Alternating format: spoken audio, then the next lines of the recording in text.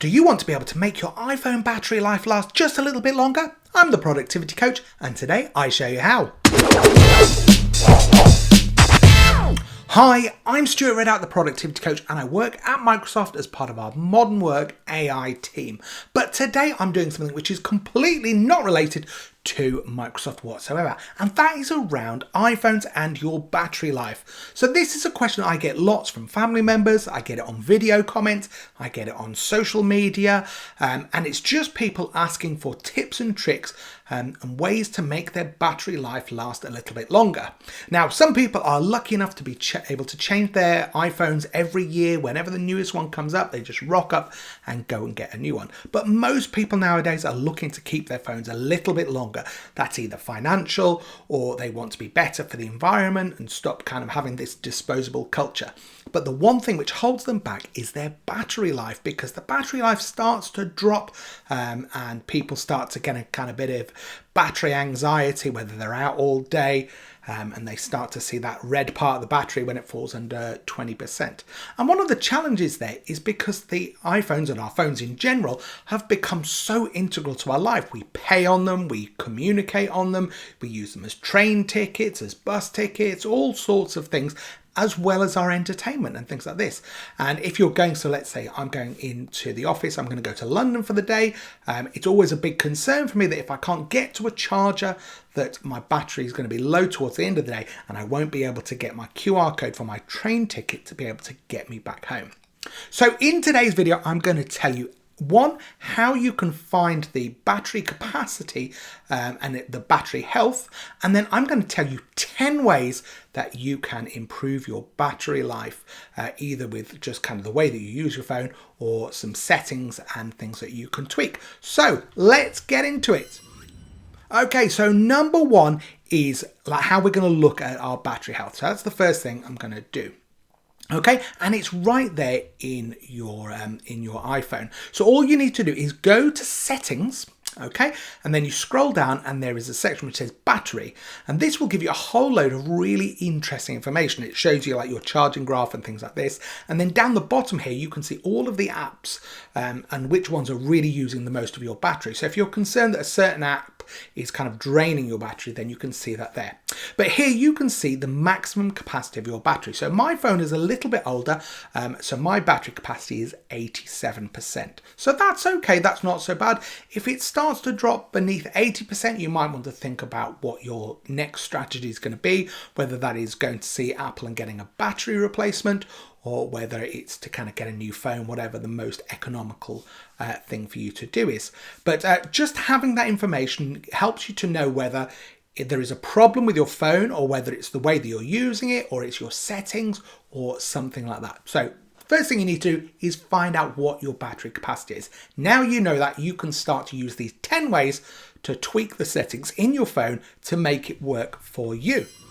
Okay, so number one is screen brightness. So the screen uses most of the battery because if it's super bright, then obviously it takes a lot of battery power to keep that going. And most people can just knock down the brightness just a little bit, still have it usable, but save that precious battery life. So really easy to do that. All you need to do is just swipe down in the top right hand corner of your phone, just swipe down here, and then there's a slider that moves up and down. Let me just move over here. So there's a slider that moves up and down, and you can change your display brightness that way there. Really easy, really quick. Just swipe down from the top and then just use that slider. So if you're out and about and you notice it's really bright, especially if you're outside and the brightness is it's really bright outside, iPhone will kind of whack the brightness up on your screen. If you don't need that, then just take it down a little bit, and that will help you to preserve your battery life.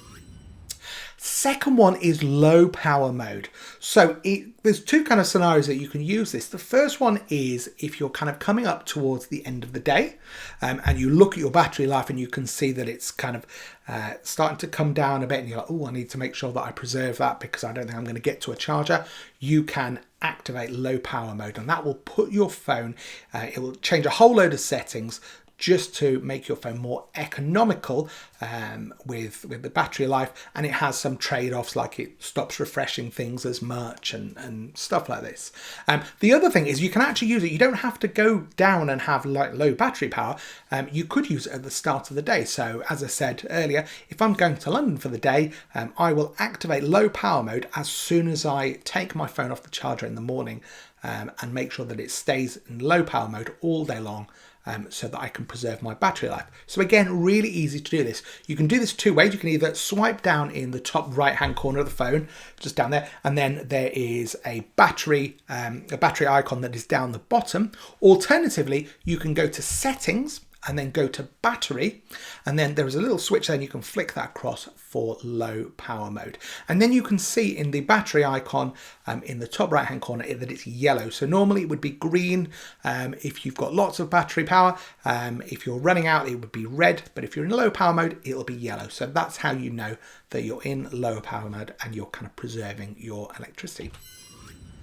The third thing that you can do is look to update your operating system. So iOS goes through lots and lots of updates, but the one thing that they're always trying to do is make sure that whatever they do preserves battery life. And sometimes if you have an update, sometimes that update can kind of change the way your phone behaves, and it might drain your battery a little bit quicker. So if you notice that that's happening, then have a look and see if you can update to the latest version of iOS. Better still, turn on automatic updates so you don't even need to worry about it. And you go to bed, you come on back in the morning, look at your phone, and it's updated to the latest version. So really easy to find this out. So the first thing is to find out what version you're on. So all you need to do is go to settings, go to general, and then go to about at the top, and it will show you what the latest version is, and you can actually tap into that and it will tell you what's been included in that. Now, most people don't know what the latest version is, so the easiest thing is just to make sure that it stays up to date. So click on software updates and then automatic updates and flick those switches across, and it will install the high priority and all of the updates overnight once you plug in your phone, and you don't need to worry about a thing. Easy for you to do. The fourth thing that you can do here, tip number 4, is to reduce motion on your phone. Now that sounds like a really weird thing to do, but when you look at your phone and you look at the way that it transitions between apps and things like this, it does some kind of whizzy whoosh in and whoosh out, and things get bigger and smaller, and they slide and they zoom and do all of that stuff. Now, some people that's really important to. A lot of people don't really care whether it goes whoosh, whoosh or not. So you can actually reduce motion, and that will turn that off. It will use less of the processor cycles and therefore less of the battery. Really easy to do, and these are actually in the accessibility settings. So all you need to do, go to settings, scroll down and find accessibility, okay, and then go on motion, and there's a switch here that says reduce motion. Let me just show you what I'm doing. So you can see there that the settings went in and out. If I turn on reduce motion, now it just fades nicely. It's a really nice taste and really nice tasteful way to kind of move between those. It doesn't have to be whoosh, whoosh. But again, doing that will just save you precious battery life. And it's things like kind of wallpaper, like sometimes you've got a wallpaper and you move your phone, the wallpaper just moves a little bit and things like this. So all of those things, if you just turn off, if you turn on reduce motion, then it makes your phone not have to work quite as hard, and then you can enjoy a little bit longer on your battery life. The next one, number 5, is app background refresh. So if you're like me, you have installed an absolute ton of apps over time, and you're probably not even using maybe 80% of them. Now, the best thing to do here is actually to remove them. If you're not using an app, then just remove it, because it stops it having to do kind of updates, and it's using space on your phone and all of those kind of things. So actually the best tip here is to remove apps that you don't use, but we very rarely kind of do that. So the next thing you can do is turn off the background app refresh. So that feature is for app makers to make sure that when you open the app, that all of the information on the app is the most up to date. So it's used by things like email and apps like that, just so that they kind of download in the background what the latest stuff is. And then when you turn it on, you kind of go, oh, I've got emails, or oh, look at my Facebook feed, or my X, or my Twitter feed, or my Instagram, things like this, so that you don't have to kind of pull down and manually refresh. But if you're not bothered about having to pull down and manually refresh, you can actually turn that off.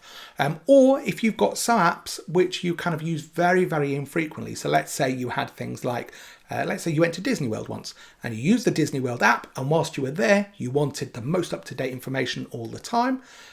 Now you're not there and you're sitting at home and it's grey and it's rainy and horrible and you're not at the most magical place on earth. You probably don't need that phone to be doing background app refresh, but it's continually trying to send those updates down all the time. So again, really easy. Go to settings, okay, and then you need to go to general and then to background app refresh. And you can see, I mean, here, if you look at mine, I've got loads and loads of apps, and all of these are continually trying to update. So I could turn off like Aldi, which is a supermarket near us. I don't need the most up-to-date thing. I can wait a few seconds for that to be updated.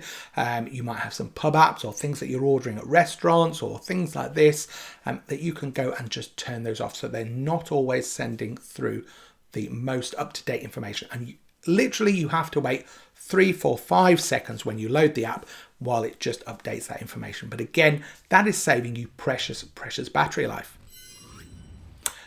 Very closely aligned to that is about managing notifications. And again, these the best thing to do is to delete apps if you're not using them, but the next best thing to do is to manage the notifications. So app makers, they want you to use their app. So if you notice that kind of Instagram or the social media apps and things like this, they send you a little thing saying, hey, your friend just posted this, or email obviously comes in and tells you, oh, this email's just come in. But also you get things like, if I take that supermarket example I just mentioned, they'll send me a little notification saying, hey, we've got new offers this week. That might be really important to you, but it might not be. And again, if I quote that Disney World example, you might wanted to know that the ride time on Big Thunder Mountain has just dropped whilst you're there at the park. But if you're not there at the park, then that's not something you need to know. So again, just go to settings. Okay, and then go to notifications. And again, you can see here all of the apps that are going to make notifications. So if you're not going to use the app, delete it. But if you are going to use the app, then you can turn that off. So here's my Disney World. All I need to do is flick off allow notifications, and that will stop Disney from keeping sending me updates about ride times and things like this. And it just preserves my battery life. Similarly here for kind of this app here, Green King, which is to order pub food and stuff like this. I don't need to be getting notifications saying, hey, you can book a table for Father's Day and stuff like this. So lots and lots of ways that you can save battery life. Number 7 is motion and fitness. So if you are not interested in using your phone for fitness, then you can turn this off. So your phone has got loads and loads of sensors and gadgets and things like this that track things like your steps, your elevation, how high up a building you've gone, and stuff like this. Now you might have an Apple Watch or a Fitbit or a Garmin or something like that. So you might be tracking it already with something else. And if you are, or you just don't care about motion and fitness and that tracking, then you can turn that off, and that will stop those having to work, and again, save you battery life. Go onto your phone again, go to settings, and then all you need to do is go to privacy and security. Scroll down to the bottom here, and then there is one that says motion and fitness, and you can just flick off that one that says fitness tracking. Alternatively, if you do want to use it, but only want to use it with some of those apps, you can see that some apps weirdly ask for fitness tracking. So I've got a Tesla app here asking for my fitness data. I don't really need that, so I can switch that off. So again, saves those cycles, saves my battery life, and keeps my phone going for longer. The next one here is auto lock. Previously, I like to have my phone on for as long as possible, and especially where we had to put our PIN numbers in every time, and you kind of didn't want to pick up your phone and go, oh, I've got to put my PIN number in again and again and again. Then came across things like either Touch ID or Face ID, and actually that made it really, really quick to open those, and it really was no bother whether your phone was closed and locked or not. But for lots of people, they kept that habit of keeping their phone on for quite some time. But obviously, if you've got your phone on like a 5-minute auto lock, then that means if you take your phone and you put it down on the side, your phone is going to stay on for 5 minutes. That means that the screen is going to be running using lots and lots of battery life at that point. All you need to do is reduce the auto lock time. That will kind of close down. It will turn off the screen. It will save you battery life. And it probably won't even impact you because you either use your thumb, your finger, or your face to unlock your phone, and it's practically instant. So all you need to do, go to settings again, and we are going to go to display and brightness. Scroll down, and then there is a section that says auto lock. So here you can see mine is set to 5 minutes. I'm going to reduce that down to 1 minute. I probably won't even notice that that has happened, other than the massive improvement that happens to my battery life. So just turn that auto lock down and just play with the levels. Find the one that works for you. You probably could go quicker and save a little bit of battery life. The next one here is one slightly for newer phones, so kind of iPhone 10, iPhone X and above. These screens that have got these OLED screens, because what happens there is if the pixel is darker, it uses less electricity. And all you need to do is turn your phone onto dark mode. So that means all the interfaces and stuff are darker and your phone will use less battery. It's a bit like turning down the brightness just for parts of your screen. So easy again to do. Go to settings, you go to display and brightness. And then up the top there you can see light and dark, so just turn it over to dark. You might even find that you love it. Lots of people love dark mode anyway. It's great for browsing your phone, maybe at night time where you don't want to have that harsh brightness and things like this. But again, it can save you precious battery life. And the last one here, this is not so much a setting, but the way that you treat your phone. And that is about keeping your phone cool. If you're on holiday or you live in a hotter part of the world, or it's just really sunny and nice outside, sometimes your phone can get really quite hot, and that will impact the efficiency of the battery, and that is one of the things which impacts the battery health.